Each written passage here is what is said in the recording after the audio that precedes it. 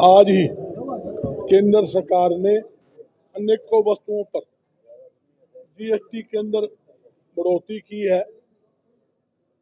आपने आज अनेकों पेपर में देखा है, जो बच्चे पॉपकॉर्न खाते हैं उनके ऊपर भी इन्होंने जीएसटी लगा दिया। जब से देश आजाद हुआ तब से अब तक कभी भी कपड़े पर टैक्स नहीं था। इस सरकार ने कपड़े पर टैक्स लगाया। 1 जुलाई 2017 के अंदर नए नए प्रकार के जीएसटी टैक्स लगाकर जनता की जेबों में डाका डालने का काम किया। यहाँ तक कि हाल ही के अंदर, कल की तारीख के अंदर रेडीमेड गारमेंट्स के ऊपर भी 18 व 28% जीएसटी लगाया गया। जो लपान था उसको बढ़ा दिया गया है। इसी प्रकार अनेकों आइटमों पर जीएसटी बढ़ाया गया है और कई चीजें ऐसी है जो विचाराधीन है। जैसे मैंने बताया, जूते और घड़ी, उसको ऊपर भी सरकार 28% जीएसटी लगाने की योजना बना चुकी है।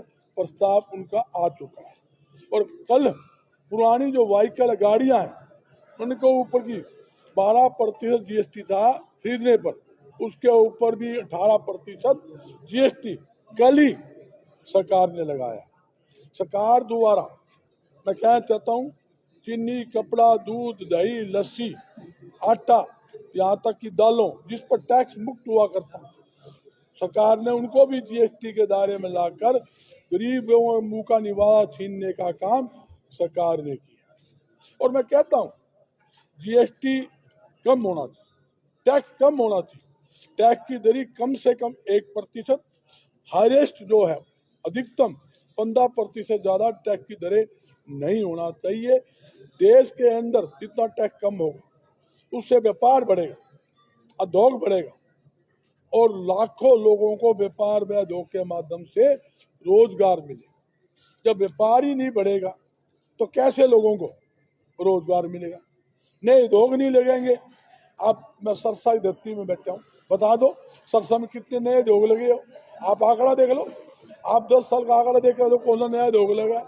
ये कभी कॉटन का हब होता था, गवार का हब होता था, ऑयल का हब होता था, आज कहाँ है? ये समस्या है। तो मेरी सरकार से अपील है, जीएसटी के दरों को कम किया जाए और ज्यादा ज्यादा व्यापारी व उद्योगपति को रियायतें दी जाए, इंस्पेक्टरी राज से मुक्ति दिलाई जाए और भ्रष्ट अधिकारियों के खिलाफ नकेल डालने का काम करे। कोई भी भ्रष्ट अधिकारी हरियाणा के अंदर हमारे व्यापारी को नाजायज तंग करेगा पैसे खाने के चक्कर में, उसका पक्का इलाज व्यापार मंडल करेगा, उसको बख्शेंगे नहीं, उसका पूरा चूड़ी चढ़ाने का काम करेंगे। हरियाणा का व्यापारी सहमा हुआ है। सिरसा के अगर व्यापारी की बात करें तो जो शोले फिल्म थी जिसमें कि एक डायलॉग था कि मुन्ना सो जा नहीं तो गब्बर आ जाएगा, वैसे ही नगर परिषद की गाड़ी जैसे ही व्यापारियों के बाजार में आती है तो व्यापारी सहम जाता है। तो आपके द्वारा क्या कदम उठाए? देखिए सुनो, हम ये चाहते हैं शहर साफ सुथरा रहे और व्यापारियों को नाजायज तंग ना किया जाए। व्यापारी तो जो है ना, licence fee, house tax, licence के अलावा जीएसटी, वेट कर, यहाँ तक कि मार्केट फीस, हर प्रकार के टैक्स देते हैं। और आप व्यापारियों को तंग करेंगे तो व्यापार पिछड़ जाएगा। तो नगर निगम है, कि जिला प्रशासन है, नू बताओ नगर निगम की कोई ताकत है क्या? जब तक हरियाणा सरकार से कोई परमिशन ना हो वो छेड़ सकता है? किसी अधिकारी की हिम्मत है क्या? नगर निगम तो छोड़िए, नगर पालिका छोड़िए, डीसी की ताकत नहीं है कि वो बिना सरकार की इजाजत कोई छेड़खानी कर ले, कोई गलत काम कर ले। तो मेरी जिला प्रशासन अपील है, किसी भी व्यापारी को नाजायज तंग ना किया जाए। शहर को साफ सुथरा बनाने में व्यापारियों का पूरा योगदान है, वो योगदान देगा, इसमें कोई दो राय नहीं, योगदान भी देगा। व्यापार मंडल हमेशा अच्छे काम के लिए सरकार और जिला प्रशासन के साथ खड़ा रहेगा, उसमें कोई दो राय नहीं। और कोई सरकारी अधिकारी पैसे खाने के चक्कर में नाजायज तंग करेगा तो उसको चूड़ी चढ़ाने का काम भी व्यापार मंडल करेगा। एक बात और निकल के सामने आ रही है कि सिरसा से चलो अच्छी बात है कि कांग्रेस के विधायक है वो जनता के लिए बीच में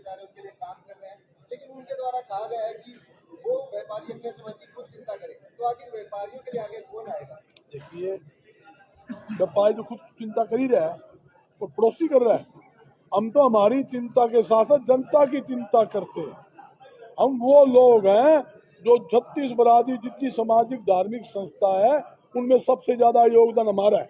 गौशाला किसके दम पर चलती है? ये मंदिर है, ये गौशाला है, धर्मशाला है, प्याऊ है, जितनी संस्थाएं चल रही है, वो भंडारे चल रहे हैं, गरीब कन्याओं की शादी होती है, उसमें सबसे ज्यादा योगदान व्यापारी का है। व्यापारी तो अपने दम पे काम करता ही करता है। व्यापारी इतना सक्षम है 100 आदमी को भी साथ जोड़ के उसकी मदद करता है। मैं पूछना चाहता हूँ, अरे एक मेरी फैक्ट्री लग रही है या किसी उद्योगपति है, एक फैक्ट्री के अंदर 500 कर्मचारी है, किसके दम के ऊपर है? सरकार के दम पे है, व्यापारी के दम के ऊपर। एक दुकान का शोरूम है, शोरूम के अंदर 30 कर्मचारी है, किसके दम पर है? और व्यापारी के दम पर है। व्यापारी बहुत मजबूत है, मजबूती के साथ खड़ा है, मगर शरीफ है, ईमानदार है, झगड़ा नहीं चाहता, प्यार से काम को छुटाना चाहता है। यही हमारी कोशिश है, उसी में हम लगे हुए हैं। बहुत बहुत धन्यवाद।